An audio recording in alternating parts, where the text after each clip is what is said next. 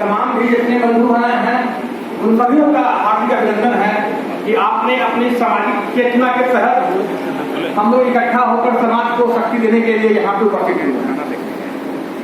मित्रों, ये तय बात है कि हमारा समाज जो ये कुर्मी समाज है, हमारी आबादी की पूरी जनगणना ठीक ढंग से नहीं है।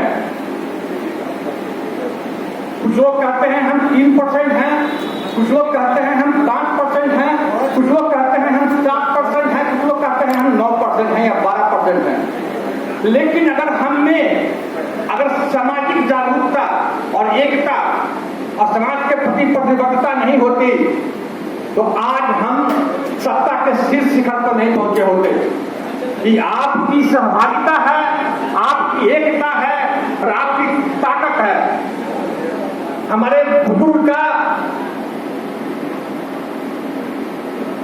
ज्ञान, हमारे सहयोगियों का अभियान और वो हमारे नवयुवक भाई आए हैं जो अपनी नई संस्था बनाकर मीडिया के क्षेत्र में, आईटी के सेक्टर में और तमाम सेक्टर में अपनी सहभागिता को बढ़ा रहे हैं, जिससे एक पूरा संस्था के रूप में हम काम कर रहे हैं और सत्ता को अपने हाथ में अगर समाये हुए हैं तो ये हमारी शक्ति का प्रचायक है और ये हमारी ताकत की पहचान है।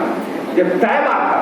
हम बिछड़ गए थे 12 फरवरी 1994 को जब संगठन की शक्ति का एकता जब बना और 12 फरवरी 1994 में जिन लोगों ने हमारी सामाजिक एकता के ताना बाना को एक सूत्र में पिरोकर गांधी मैदान में कुर्मी चेतना महाराजी किया था और उससे जो हमारी शक्ति की उपासना हुई थी, शक्ति की एक केंद्रीकरण हुआ था, उस शक्ति के केंद्रीकरण के वक्त में आप उम्मीद कीजिए कि आपके जितने जिले थे जहां से हम विधायक और सांसद के रूप में जीत नहीं पाते थे, हमने अपनी शक्ति का प्रदर्शन किया, एकता को प्रदर्शन किया और ये जो सामाजिक संरचना था, जो हम लोग टूटे थे, बिखरे हुए थे, रूठे हुए थे, जब हम एक शक्ति में जब आए, सामाजिक शक्तियां बनी तो हमने जीत का परचम लहराया और धीरे धीरे सत्ता पे हम केंद्रित होते चले गए। ठीक है, आज के दौर में फिर बिखराव का दौर आ रहा है। हम सत्ता के शीर्ष पर से कहीं न कहीं बिखर रहे हैं, सत्ता के शीर्ष पर से कहीं न कहीं लग रहा है, ये चुभन महसूस हो रही है कि लगता है सत्ता हमारे हाथ से फिसल रही है। इसकी वजह है, पूरे विश्व में देखेंगे, ग्लोबल का समय है, आपके पास जब एक पूरे हिंदुस्तान में भाजपा अपना परचम लहरा रही है तो आप देखेंगे कि उसके पास एक थिंक टैंक है, उसके पास एक आरएसएस का ऐसा थिंक टैंक है, अंडरग्राउंड इतना करंट है उसके पास, इतना शक्ति उसके पास है, इतना पैसा उसके पास है, मीडिया उसके पास है और ऊपर से उनकी भाजपा शक्ति के रूप में चल रही है, लेकिन अंडर करंट उनके पास जो आरएसएस की शक्तियां हैं उनको पूरी ताकत समाहित दे रहा है।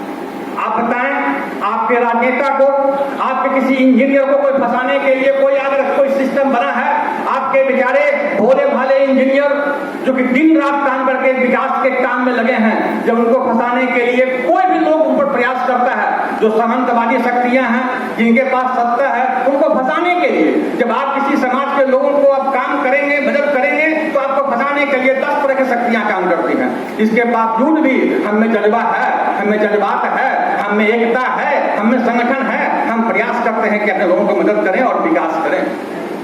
हाँ, कुछ कमियां हमें हैं, लेकिन आप देखें कि राजनीतिक रूप से जो सशक्त शक्तियां हैं, भाजपा पार्टी आज पूरे हिंदुस्तान में नंबर 1 की पार्टी बनी है, उनके अंडर करंट में एक आरएसएस का एक ऐसा थिंक टैंक है जो हमारे एक भाई ने बता रहा था, सिविल सोसाइटी के रूप में, सही में एक सिविल सोसाइटी के रूप में आरएसएस का एक ऐसा थिंक टैंक है, ऐसा शक्ति देता है कि वो जागृत हो जाता है। आप बताइए, हमारे पास कौन सा थिंक टैंक है? हम पटेल के नाम पर तो इकट्ठा होते हैं, लेकिन मैं आपको बता दूं, नालंदा जिला में अस्थामा से आपका विधायक, नालंदा से आपका विधायक, हिलसा से आपका विधायक, चंडी से आपका विधायक, लेकिन आप बता दें कि नालंदा के लोग को, चंडी के लोग को अगर मसौढ़ी में जाकर अगर हमको ठेकेदारी का काम करना है या हमको वहां किसी झगड़ा हो गया है तो चंडी के लोगों को 5 गो मसौढ़ी में आदमी नहीं मिलेगा, हिलसा के लोगों को 5 गो आदमी नहीं मिलेगा, अस्थामा के लोगों को 5 गो आदमी नहीं मिलेगा। आपको मैं कहना चाहता हूं, पटना जिला के आदमी को मुजफ्फर में 5 गो कुर्मी का आदमी नहीं मिलेगा, जमुई से 5 आदमी को लोगों को आपको मधुबनी में आदमी नहीं मिलेगा। हम कहाँ पिछड़ रहे हैं? जब तक सामाजिक समरसता को एक केंद्र बिंदु में नहीं बांधेंगे, हम सिर्फ ऊपर से बात करेंगे कि हमारी शक्तियां आनी चाहिए, राजनीतिक शक्तियां आनी चाहिए, एकजुटता होनी चाहिए, लेकिन जब तक सामाजिक समरसता में एक साथ नहीं बनेंगे, एक दूसरे पर विश्वास की पूंजी को आगे नहीं बढ़ाएंगे, हम अपने संबंधों को आगे नहीं बनाएंगे, हम अपने बेटी रोटी के संबंध को आगे नहीं बढ़ाएंगे, हम एक जगह नहीं मुस्कुराएंगे, तो आप क्या उम्मीद करते हैं? आप जब किसी को बैलून के गुब्बारा में हवा भर देंगे तो जुट हो जाएगा, फिर फूट जाएगा, वो शक्ति आपके पास नहीं रहेगी। तो हमने जो 1994 में शक्ति हासिल किया था, 12 फरवरी के रैली के बाद जो हमने शक्ति हासिल किया था, उसका गुब्बारा धीरे धीरे धीरे धीरे अब फूटने वाला है। हम कमजोर हो रहे हैं क्योंकि हमारे ऊपर हमला बड़ी बड़ी राजनीतिक पार्टियां का हो रही है, हमारे ऊपर हमला बड़े बड़े मीडिया का हो रही है, हम कहीं भी नहीं टिक रहे हैं। हमारे पास एक पूंजी था, सामाजिक पूंजी था हमारे पास, लेकिन हम सामाजिक पूंजी को भी एक सूत्र में नहीं बांध पा रहे हैं। हम आपस में एक दूसरे को बहुत इज्जत करते हैं, बहुत सम्मान करते हैं, हम आपस में भाईचारा भी निभाते हैं, लेकिन हम में कमी है।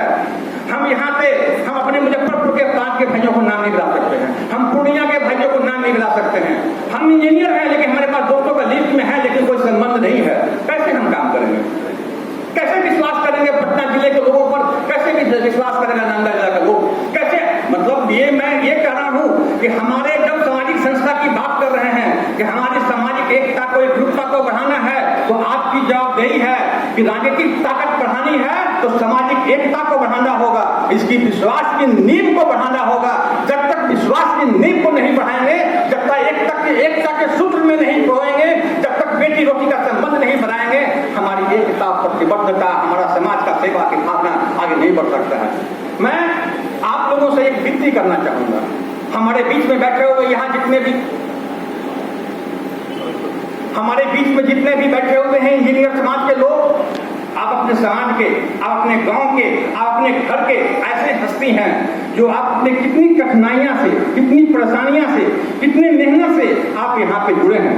आप में समाज की बहुत भावना है, आपको समाज के विकास के सूत्र में बढ़ाने की बहुत भावना है। मैं आप सबको कदर करता हूँ। जिन लोगों ने अपना जो रिटायर हैं वो समय निकाले हैं, जो ऑफिस में काम कर रहे हैं, वो परिवार की जिम्मेदारी से छोड़ करके यहाँ पे आए हैं, एक आपसे गुजारिश है कि मित्रों, आप अपनी जवाबदेही को थोड़ा सा और आगे बढ़ाइए।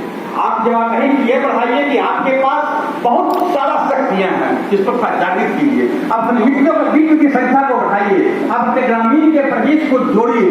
जब तक ग्रामीण संरचना से हमारा सजावट नहीं होगा तो ये जो हमारा फूल खिला हुआ है, तो सत्ता के रूप में हम, मतलब हो सकता है कि सत्ता से हमको डायरेक्ट फायदा नहीं मिला हो, हम सत्ता के रूप में डायरेक्ट फायदा नहीं लिए हमारे रूप से, लेकिन आपको लोग कहता है कि आप राजनीतिक जात के, आप सत्ता के जात से बिलोंग करते हैं, तो आपको कोई अंगुली दिखाने का कीमत और साहस नहीं करता है। मित्र, भाई, बड़े भाई, आप लोगों से मेरी विनती है, अपने दायरा को बढ़ाइए, दोस्ती को बढ़ाइए, ग्रामीण के लोगों से संपर्क को बढ़ाइए, और यही सामाजिक शक्ति आपको आगे लेकर जाएगा।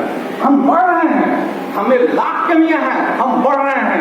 आप नाम बताइए, आप आज एक नाम बताइए कि बिहार के इतिहास में, पूरे हिंदुस्तान के इतिहास में एक ऐसा व्यक्ति का नाम बताइए जो प्रधानमंत्री के नाम के रूप में उछाला भी गया।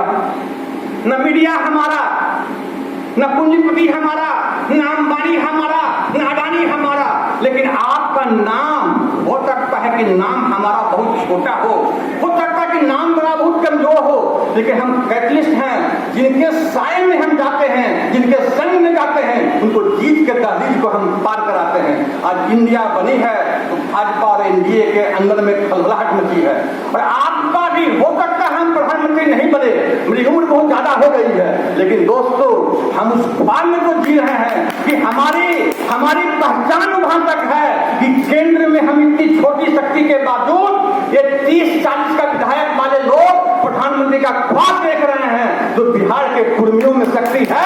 और दोस्तों, आपसे अपील है, आप आगे बढ़िए और समाज को जोड़ने का प्रयास कीजिए, तो जीत हमारा निश्चित है। जिन भाइयों ने बहुत सारे लोग हैं, भाई रॉकेट से मेरी मुलाकात पहले एक बार हुई है, लेकिन मैं बाहर नौकरी करता रह गया, लोगों से मुलाकात मेरी कम हुई है। जिन लोगों ने कुर्मी चेतना रैली किया था, मैं उन लोगों को प्रति मैं उन लोगों के प्रति आज भी मतलब उन लोगों से मैं हाथ जोड़कर निवेदन करता हूं कि भाई आपने समाज को जो दिया है, हो सकता है समाज ने आपको नहीं दिया होगा, लेकिन आप देने वाले हैं, देते रहिए। हो सकता है समाज आपको फिर दे दे, और आज नहीं तो कल हो सकता है कि हम प्रधानमंत्री के भाग में नहीं दिए, लेकिन नाम भी आ गया तो हम बहुत आगे हैं। धन्यवाद।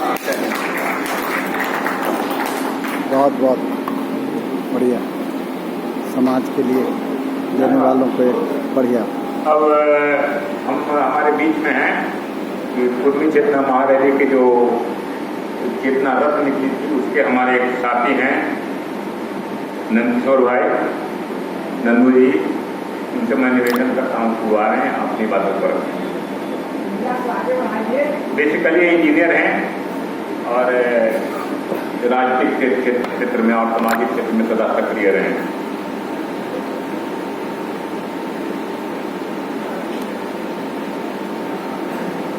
आज पटेल पूर्वी नवजागरण को लेकर हम लोग उपस्थित हैं और इस कार्य के लिए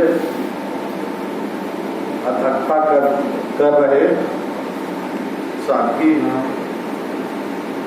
वीरेश जी को, अजय कुमार रॉकेट जी को, इंजीनियर अनिल कुमार सिंह जी को मैं बहुत बहुत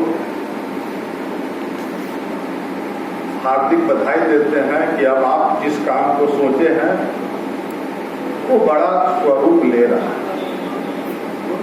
हमें याद है कि जिस दिन चौधरी देवीलाल के नेतृत्व में, पीपी सिंह के नेतृत्व में इस देश के अंदर परिवर्तन की जब लहर चली थी, उस साल में एक कुर्मियों का बिहार में अहम रोल था और उसी समय में संदर्भ में बिहार में सरकार बनी थी और उस सरकार को बनाने में कुर्मी सबसे अग्रणी भूमिका पे थी और सब जितने पिछड़े थे वो पीछे थे, लेकिन उसमें कुर्मियों की अग्रणी भूमिका थी और हम सफल हुए थे। और उसी के नेतृत्व में, लालू जी के नेतृत्व में सरकार बना था। लेकिन अरसा कुछ ही दिनों के बाद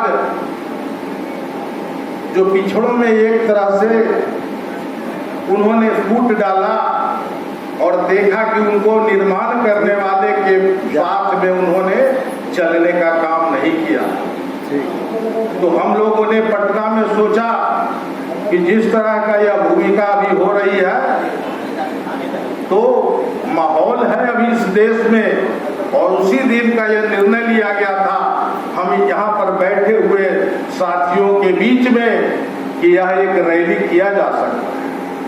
और वो ताकत हवा में थी साथियों, वो ताकत हवा में थी, लेकिन उसको कार्य रूप देने के लिए बहुत लोगों की आवश्यकता नहीं थी, सब सोचने की जरूरत थी। और उस सोच के आगे एक धरना का आयोजन इस पटना में हुआ और ऐसा 72 रूप लिया वो धरना ने, और इतनी बड़ी रैली का हम लोगों ने आयोजन किया और इतनी बड़ी ताकत हम लोगों ने इस देश के सामने प्रस्तुत की। आज जो हालात है इस देश के अंदर में, कैसी हालात है, उस हालात को जब देख करके संविधान खतरे में आए।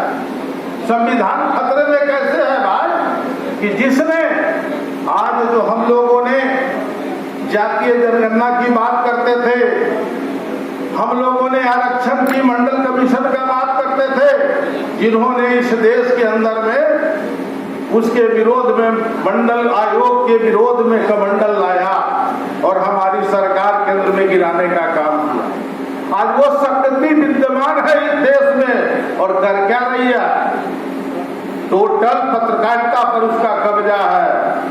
और कैसे कैसे जितने भी संस्कार देश के अंदर में सरकारी संस्थाएं हैं, सेबी है, आरबीआई है, चुनाव आयोग है, इन सब पर कैसे पक्षपात हो रहे हैं। खुलेआम इस देश में नंगा नाच हो रहा है, संविधान के साथ खिलवाड़ हो रहा है।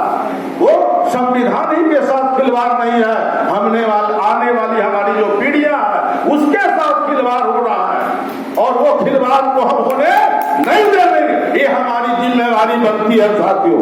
हम लोग ने तो टेक्निकल सेल में रहने वाले साथी हैं। हम लोग का जब पढ़ाई करते थे वहाँ क्या किया जाता था, कितने हमारे सगा संबंधी पिछड़ा का जादव कुर्मी बनिया के बच्चे ने रैगिंग के डर से आत्महत्या किया, उसको आंकड़ा जुटाइए, कॉलेज छोड़ दिए। ये कौन करने वाला था? उस दिन के अंदर में जो उस कॉलेज का प्रोफेसर रहता था, सब मिल करके अत्याचार करता था, और लोग कैसे इसको झेले हैं। आपसे ज्यादा और कोई समाज को जानने वाला नहीं है। आप सबसे ज्यादा जानते हैं इसमें कैसे चलती है, और उसको उद्भेदन की जिम्मेवारी हम लोगों को अग्रणी भूमिका है, इसको निभाना है। और बाकी तो सामाजिक जो व्यवस्था है वो रहेगा। ताकत कहना में भी है कि ताकत कैसी चीज है, एक कितना बड़ा छोटा तिनका आप तालाब में डाल दीजिए, उसका कंपन लगता है। आप जब सोचिएगा वो बात हो जाएगा, सिर्फ आपका सोचने का जरूरत है, वो होगा। इसको कोई रोकने वाला माई का लाल नहीं है, ये आपको आगे सिर्फ बढ़ने का जरूरत है। और एक भाई ने कहा, हम लोगों ने तो इसके 2015 में ही निर्णय कर लिया था। हम लोगों ने तो सबसे पहले बगावत करके उनको कह दिया था कि हमको इसको।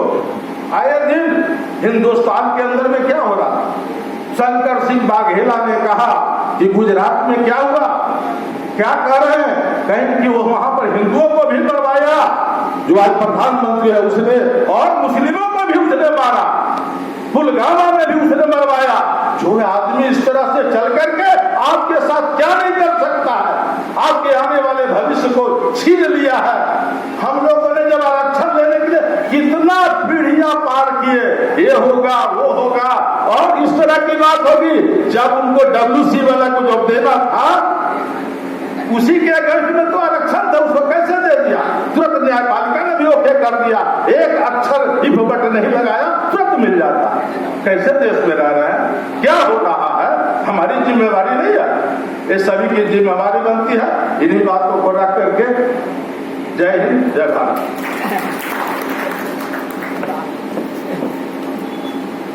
धन्यवाद मंजू भाई। अब अंतिम वक्ता के रूप में हमारे बीच में होंगे वीरेंद्र कुमार मुन्ना जी, और बहुत सारे और पूछे थे और साथी हमारे बोलना चाहते थे, लेकिन समय अभाव के कारण जो कि लंच का समय हो गया है, हम उसे नहीं बुला पाए हैं। और आगे जो अभियंताओं का अलग से बैठक होता रहेगा, हम समझते हैं कि ये लोग संगठन बनाएंगे और समय समय पर बैठक करेंगे और डिटेल से विचार विमर्श करेंगे, उसमें अपनी बातों को रख पाएंगे। अंतिम वक्ता के रूप में हम निवेदन करते हैं वीरेंद्र भाई जी से, वो अपनी बात रखें, संक्षेप में रखें। और जो समय का लंच का समय हो रहा है और हमारे बुजुर्ग लोग सब हैं, उनको भी कहीं कहीं थकावट हो रही होगी, इसलिए वीरेंद्र भाई। आज पटेल कुटी नव जागरण अभियान के अध्यक्षता कर रहे हमारे गार्जियन, और इसके संचालन कर रहे हमारे बड़े भाई डॉक्टर रॉकेट जी, और जितने भी यहाँ मंचा सेन एवं तमाम आए हुए प्रबुद्ध इंजीनियर साथी।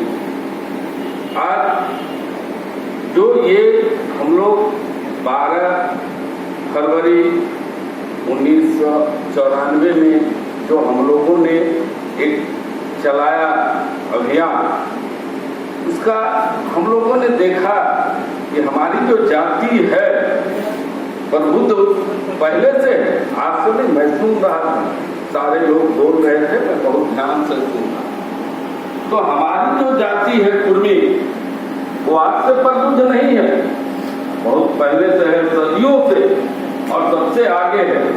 सब सिर्फ इतना है कि हमारी जो जाति और जो जिसे आप F क्लास कहते हैं, फॉरवर्ड क्लास कहते हैं, उसकी आदत है कि वो आगे बढ़ के बोलता, और हम लोग पीछे पीछे रह के काम करते हैं और उससे ज्यादा काम करते हैं, लेकिन अपने को दिखाते नहीं, एक्सपोज नहीं करते। आज हम अपने गार्जियन से इनको बहुत बहुत धन्यवाद देते हैं और नमन करते हैं कि इन्होंने जो 94 में किया बहुत अच्छा किया, बहुत बड़ा हम लोगों के पास जो शक्ति मिली, जो छिन्न भिन्न थी, कभी लोग सोच नहीं पाते थे, उसको एकत्रित किए। लेकिन कहाँ मिस हुई, हम लोग शीर्ष तक पहुंचे, लेकिन धीरे धीरे धीरे धीरे वो हम लोग आलसी हो गए।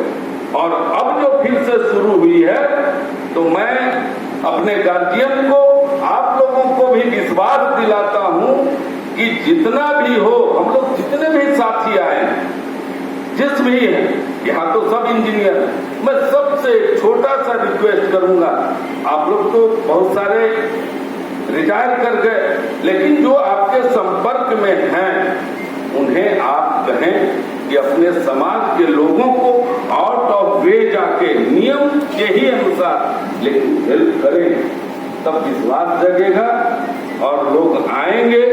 मैं विशेष ज्यादा नहीं, इसलिए कि गार्जियन का कहना है समय कम है, बुजुर्ग लोग हैं, थक गए हैं, सही बात। लेकिन मैं फिर से कहूंगा कि जो अभी अभियान चल रहा है, इसमें आप लोगों की सहभागिता बहुत जरूरी है।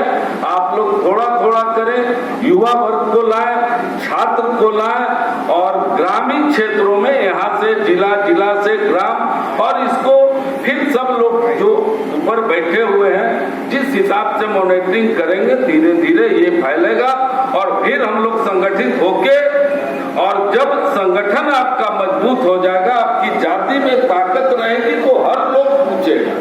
इसलिए मैं बस इतना ही कहूंगा कि आप लोग फिर से इस जो नव जागरण अभियान चला है उसमें अपनी अपनी सहभागिता 100% करें, तभी हम लोग आगे बढ़ेंगे और संगठित होके फिर किसी चीज का, कोई भी समस्या का हल तब होगा जो अभी हम लोगों को देखने के लिए मिला सोनपुर में। उसके बाद नाहू में हम लोगों का एक मीटिंग हुआ था 8 जुलाई को, उसके बाद वहां गए, वहां भी जितना हो सका लोग किए हैं, उसका भी प्रतिफल आपको मिला, उसके बाद नाहू में भी मिल रहा। इस तरह हम लोग क्या करें कि पहले इसको बड़ा करें, जागरूक हो, और जो अपने समाज के लोग हैं जो पिछड़े हुए हैं उनको आगे बढ़ाइए। जिस तरह मारवाड़ी समाज है, पंजाबी समाज है, मैं सबों के बीच रहा हूँ, मैं देखा हूँ, पंजाबियों के क्लब में मैं भी मेंबर हूँ, मैं जानता हूँ अगर उसका एक भाई किसी कोई बिजनेस कर रहा है, गिर गया,